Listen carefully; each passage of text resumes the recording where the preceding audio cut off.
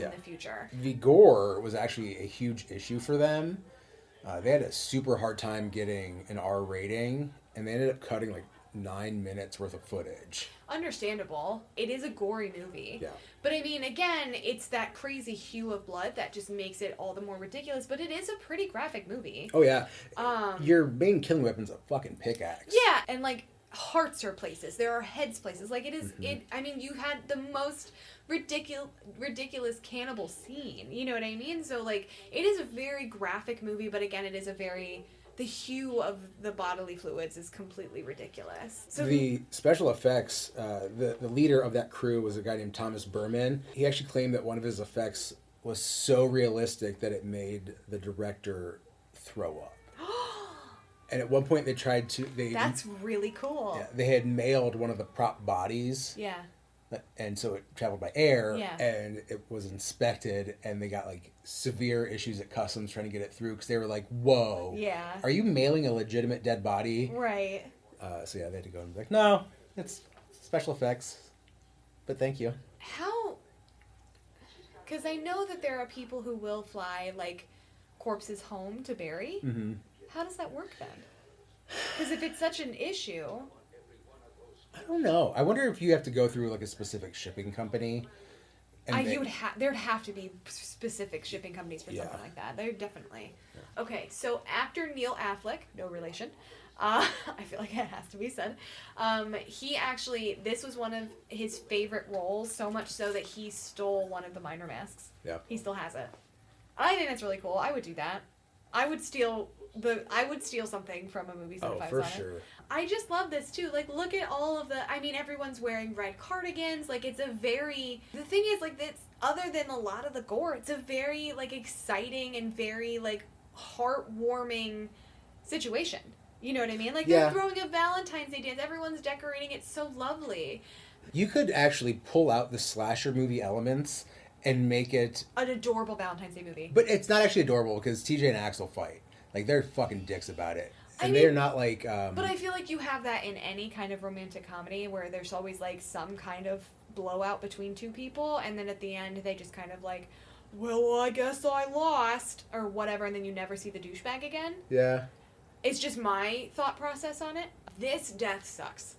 So we are from the miner, the Bloody Valentine miner. We are in his point of view. Mm-hmm. So he has walked into the laundrette. I believe it's called in this, not a laundromat, the laundrette, owned and operated by this wonderful older woman named Mabel. Mm-hmm.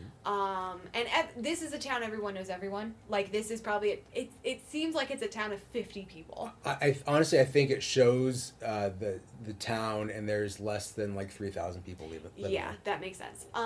So Mabel, in her laundrette, now I think she's older. How old would you say she is? Oh, she's probably in her 60s. Really? Yeah. Okay, I thought so too, but I wasn't sure. But yeah, she just received... She walks out of the room, and we see the miner drop a Valentine off, and it's the roses are red. Violets are blue. One of these is dead, and so are you. Mm-hmm. So then the lights go out, miner shows up, she starts trying to fight back, and I will say that miner mask is horrifying. It absolutely is. It is one of my greatest fears, to be killed by someone wearing a mask like that. But yeah, so you don't actually... I think you see like one swing at Mabel, but you actually don't see the pickaxe actually like... penetrate her, but you know she's dead because when someone goes to the laundrette to try to find her, she's in a dryer.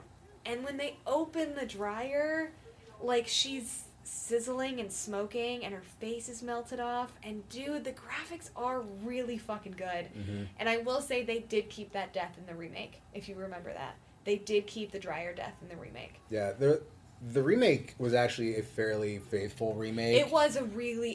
It had everyone, all the characters still had the same names.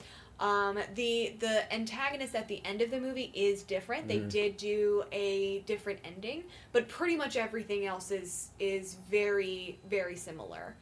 And it's good. I think the remake's fine. Yeah. Like, it holds true to the original, which I do appreciate. I think it's fine. And Jensen Ackles is sexy as shit. For me, the existence of a remake doesn't erase the existence of the original. Exactly. So they can exist simultaneously without impacting each other. And I can appreciate it on its own merit, or it can fail on its own merit. Yeah. So it's its own movie, even if it might have the same title, if it has a lot of the same themes or context clues, whatever, it will stand on its own. You know what I mean? And I just really, I think this is great. I think the original's wonderful, and I do enjoy the remake. We keep referring to it as a D-grade horror film, but the fact that it was put out by like a major production company with an actual budget, which is so funny because it doesn't feel that way.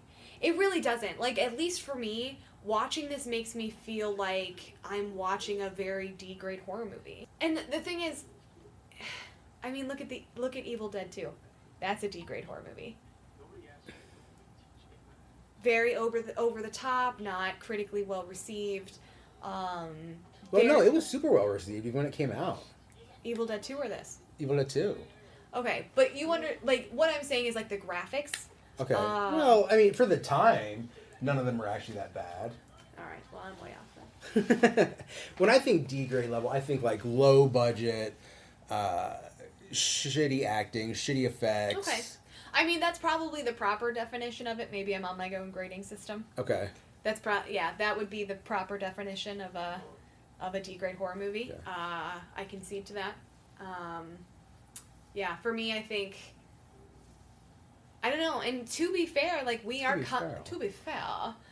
coming at this from two different age ranges as well. Mm-hmm. You know what I mean? Like, you grew up in a much different horror era than I did.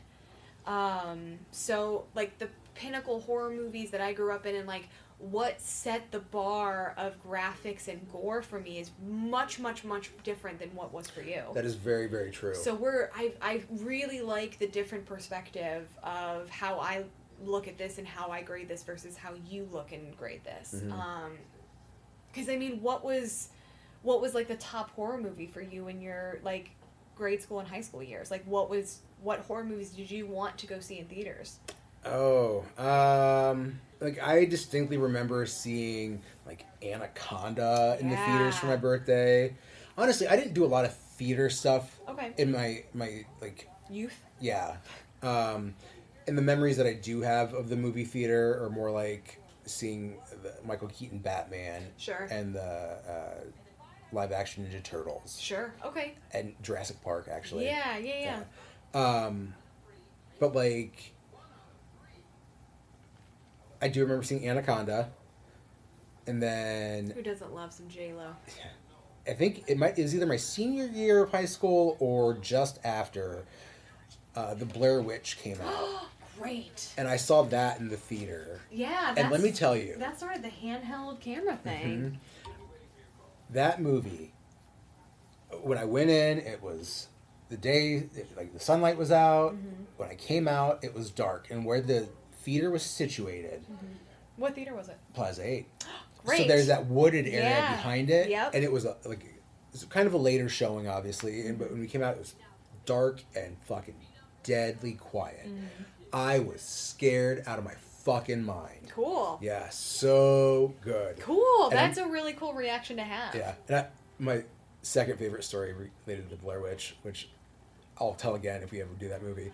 I went to see it with a friend of mine who I was working with at the video store. Okay. It was like a Halloween special, and I was like, let's go fucking see the Blair Witch. Mm-hmm. She's like, okay, cool. She had never seen it before. Mm-hmm. So we're sitting there, and in the middle of the movie, she leans over and she's like, I haven't heard anything else that these actors have done. Like, what happened to them? And I was like, they're dead.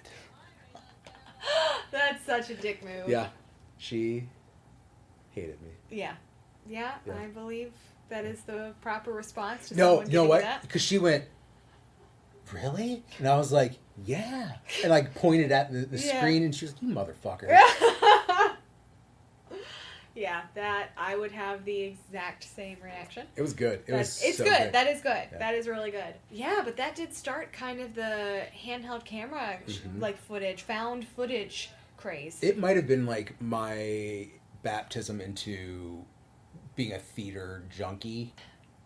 So, yeah, I mean, so, you know, you you graduated like what 90s, early 2000s. And 2000 on the dot. Yeah, 2000 on the nose. So, like, you grew up in 90s era horror. Mm-hmm. So I think, yeah, I Know What You Did Last Summer. Did you see that one in theaters? No. Like, I remember seeing Scream on VHS. Did you? Yeah. Okay.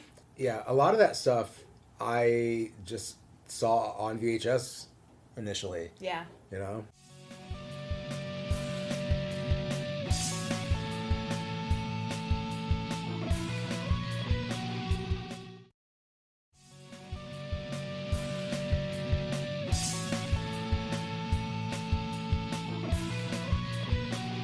This is such a bummer scene. It is. It's interesting because you see the sheriff he's in the laundromat looking for Mabel, and because I think he was sweet on her. Yeah. And so she had left him an actual Valentine. At least I think it was her. It did look like it was her writing. Mm-hmm. And so he goes to the laundromat, I think, to ask her to the Valentine's Day dance, which is just the sweetest thing. At this point, the sheriff and the mayor have received the heart. The first heart, yeah. And they were going to go call off the part. That's right. I apologize. This is the one movie that kind of bucks the exception where the cops are all idiots. Yeah. In this movie, the cops are like, Harry Warden's fucking back! We gotta shut it down!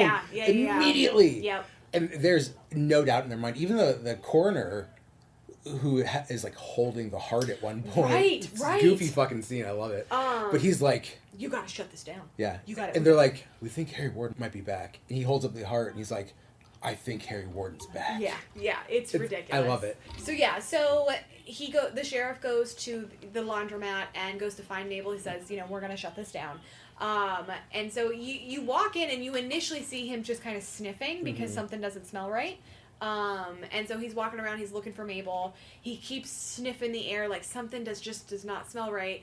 And then he takes out the laundry of one of the ongoing dryers, and then the other one just flies open, and Mabel's burnt up face and body just falls out. It's a really good effect. It's a great effect, and the sheriff is so upset, man.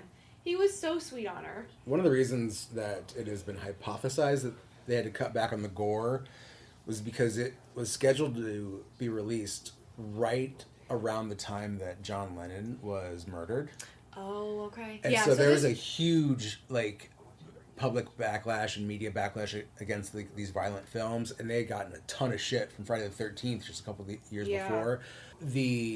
Around the time of the remake, they put out a special edition DVD that had about 3 minutes worth of stuff put back in. Mm-hmm. But one scene, one of the deaths later in the movie, it's a double impalement by pickaxe. No, it's an auger. But you don't see it. But yeah, there's a double kill later in the movie that is only shown after the fact. And so that scene has never been actually shown in any version of the movie, even though about 3 minutes worth of gore was put back in. Oh, okay. Yeah. So if you were kind of giving a one-line pitch for this movie, you could say it's Friday the 13th meets Footloose, because the sheriff is telling the kids that they can't have their party, and so they go behind the sheriff's back and have their party, and there's the love story as well, but then there's all the people dying. Okay. Yes. I'm sorry. The only reason it sticks in my brain no is because Friday the 13th it was the mom who did it, so that's why I'm like, no, it doesn't fit, but you're doing a generalization, which does make sense. My dumbass brain is it doesn't match, but no, I see where you're going. Right. I do see where you're going, and I can appreciate that. What if we did Footloose meets Silent Night Deadly? I've never seen that movie. In Silent Night Deadly Night, the main character as a child sees Santa murder someone. Santa in air quotes.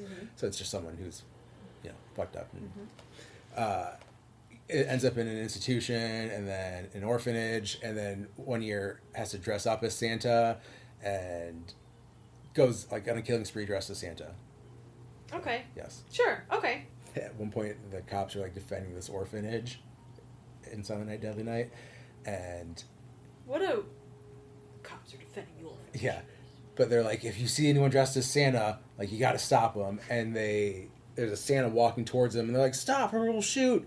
And they shoot, and then it turns out to be a deaf preacher who was dressed as Santa. Oh that's the saddest thing ever. It's